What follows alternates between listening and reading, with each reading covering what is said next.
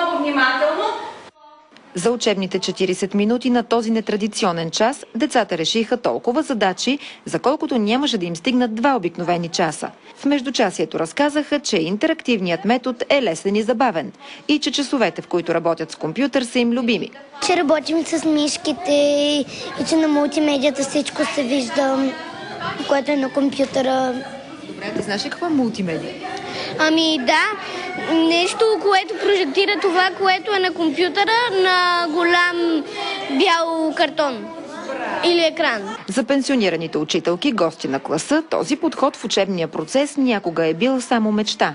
Едно време, когато четехме, че нещо подобно ще дойде в клас, по-фантастично ни се виждаше, а ето колко бързо се осъществява. Това е удоволствие да се работи с тая техника и за децата, и за учителя, и това облегчава работата на учителя, прави я по-интересна и по-достъпна за децата. В края на часа стана ясно, че най-добре с мишката се е справила Ива. Не ми е трудно, защото играя доста на компютъра и се опитвам да разузная всички неща. А какво научаваш от компютъра?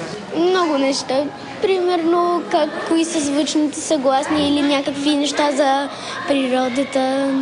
На преподавателката-новатор ветераните пожелаха да достигне нашите години, да се пенсионира и да знае какво нещо е да си пенсионер и да те боли още за училището, да мечтаеш да се върнеш в класната стая.